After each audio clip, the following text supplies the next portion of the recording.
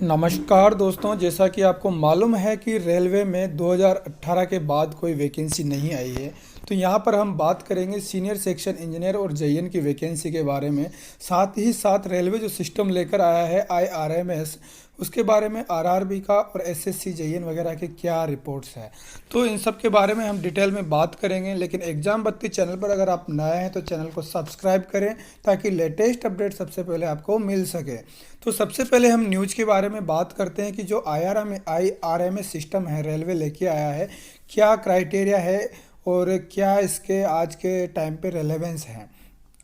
IRMS की बात करें तो ये है इंडियन रेलवे मैनेजमेंट सर्विस। तो इंडियन रेलवे मैनेजमेंट सर्विस बनाया है गवर्नमेंट ऑफ इंडिया ने, 2019 में ये आया है। अब इसके माध्यम से इसमें क्या हो गया है कि पहले जो इंजीनियरिंग कैडर था रेलवे में, उसकी वे जो रिक्रूटमेंट होता था वो या तो यूपीएससी के थ्रू होता था या फिर जो यूपीएससी की, उसमें भी दो टाइप हैं, यूपीएससी की इंजीनियरिंग सेवा या फिर डायरेक्ट जो सिविल सर्विसेज है उसके थ्रू होता था। लेकिन अब इन्होंने अलग कैडर बना लिया है आईआरएमएस, तो इसके माध्यम से इनकी भर्ती होनी है जिसमें काफ़ी सारी वैकेंसीज है। तो यहाँ पर अगर हम बात करें तो कुछ जो न्यूज़ है उसके हिसाब से आप देख सकते हैं कि 2019 में शुरुआत होती है। इसमें 8 इंजीनियरिंग से जुड़ी हुई 8 सेवाओं को शामिल किया गया है, उनको विलय करके आईआरएमएस बना लिया है। तो बेसिकली इंजीनियरिंग सेक्टर की ही बात है यहाँ पर। तो 2 साल से तो कोई वैकेंसी है नहीं। लास्ट टाइम पे 2018 में ही जेईएन की वैकेंसी आई थी जो कि आरआरबी ने निकाली थी। उसके बाद में अभी तक कोई वैकेंसी नहीं है। और जो इंजीनियरिंग सर्विसेज की भी बात करें तो वहाँ पर भी 2019 के बाद से कोई वैकेंसी नहीं है, क्योंकि इंजीनियरिंग सर्विसेज को आईआरएमएस के थ्रू जो रेलवे में इसकी सीट होती है, जो पोस्ट होती है, उसको आईआरएमएस के थ्रू कंडक्ट करवाने का इनका प्रपोजल है। और यूपीएससी के थ्रू ये नहीं ले रहे हैं रेलवे में। तो एक बात तो ये हो गई। सिविल सर्विसेज में भी इसी तरह सेम क्राइटेरिया, पहले सिविल सर्विसेज जो होता था उसके थ्रू भी रेलवे में कुछ पोस्ट होती थी, लेकिन वो भी हटा दी इन्होंने। अब आईआरएमएस के थ्रू ही इसका रिक्रूटमेंट होगा। और उस टाइम पे जो पहले वैकेंसी थी वो काफ़ी ज़्यादा, मतलब 49% तक जो रेलवे की वैकेंसीज हुआ करती थी, वो 2 साल से तो कोई वैकेंसी तक नहीं आ रही है।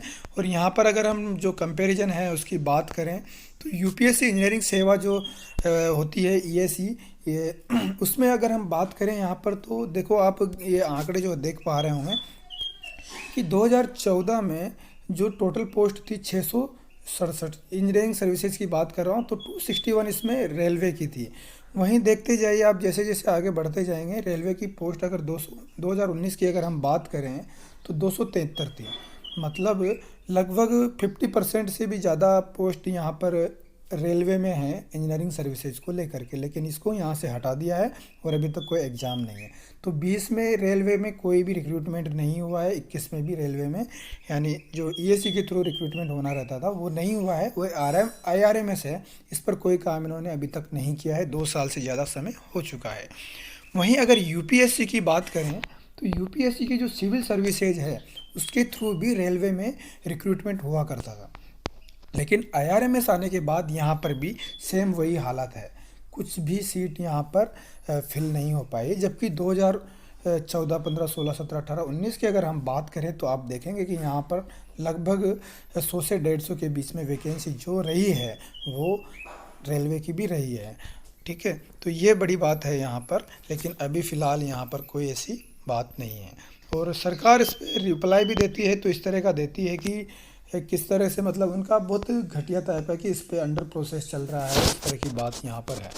अब यहाँ पर एक और चीज़ जो है वो है रेलवे में लेवल 6 और 7 के पदों पर भर्ती की तैयारी भी है। ये भी यहाँ पर न्यूज़ है अजमेर से कि साल के अंत तक हो सकती है अधिसूचना जारी। और आपको मालूम है कि रेलवे की ओर से लेवल 6 और 7 में बड़ी भर्ती आने की संभावना है। तो यहाँ पर रेलवे में जो इसकी तैयारी कर रहा है, माना जा रहा है कि इस साल के अंत में भर्ती की अधिसूचना जारी हो सकती है। लेवल 6 और लेवल 7 की यहाँ पर बात है, लेकिन अभी देखते हैं क्या क्या है इसमें जो पोस्ट है। लेवल 7 पे जो रखा है इन्होंने, लेवल 7 में सीनियर सेक्शन इंजीनियर हो गया, सीएमएस हो गया, सीडीएमएस के पद आते हैं। और 6 में जो है जेई और सीएमएस सहित कई सारे सुपरवाइजरी पद भी है। तो देखते हैं अगर ये वैकेंसी आती है तो इसमें भी। और यहाँ पर एक जो लेटर है सर्कुलेट हो रहा है, ये तो बहुत पुराना है, 2018 का है हालांकि, जिसमें कि सीधा सीधा ये कहा गया है कि मतलब जो डायरेक्टली सीनियर सेक्शन इंजीनियर वगैरह का रिक्रूटमेंट होता था वो अब आईआरएमएस के थ्रू होगा, और जो मतलब पहले आरआरबी के थ्रू होता उनको डिसकंटिन्यू कर दिया, और सीनियर सेक्शन इंजीनियर की पोस्ट को डिसकंटिन्यू करते हुए जेएन की पोस्ट से ही प्रमोशन करके इनको लेने का था।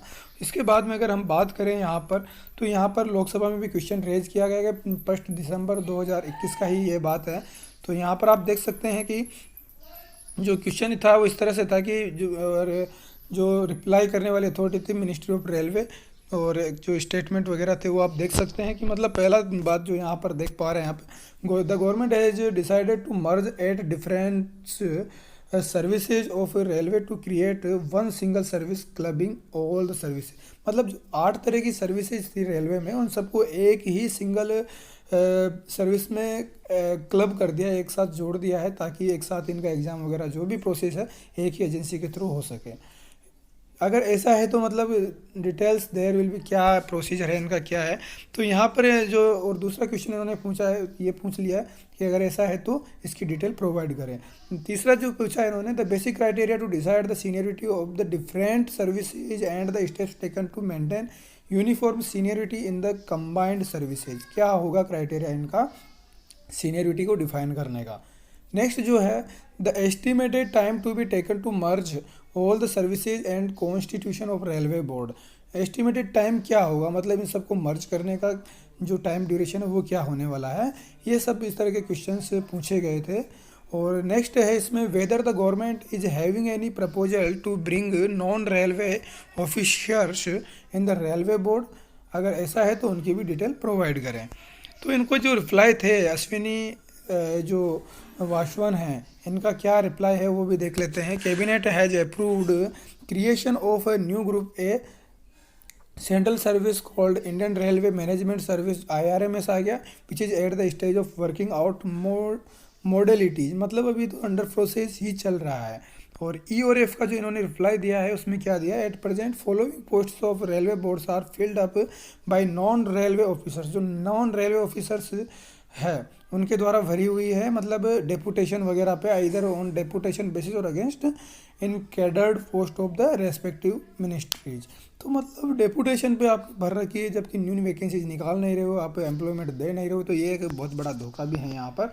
तो इसलिए मतलब ये मेरे को लगता है कि अब जो न्यूज़ वगैरह है, जैसे कि इसमें बताया जा रहा है कि लेवल 6 और 7 की आ सकती है वैकेंसी। मतलब अभी तो दिसंबर ही चल रहा है, तो अभी अगर आती है तो देखते हैं क्या अपडेट यहाँ पर देखने को मिलेंगे। लेकिन ये आईआरएमएस आ गया है, उसके बाद भी 2 साल से ज़्यादा हो गए ना, यूपीएससी के थ्रू सिविल सर्विसेज या फिर हम कहें इंजीनियरिंग सर्विसेज किसी की भी भर्ती रेलवे में नहीं हो पा रही है।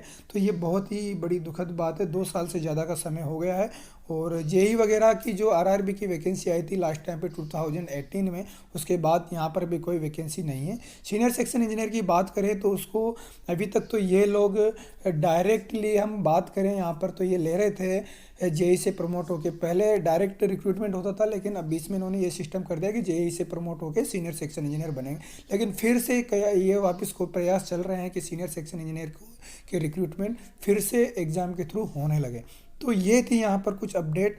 दोस्तों ये न्यूज़ वगैरह जो भी है अपडेट आपको कैसी लगी, अगर एग्ज़ाम बत्ती चैनल पर आप नए हैं तो चैनल को सब्सक्राइब कर लें और वीडियोज़ को अपने दोस्तों के साथ शेयर ज़रूर करें।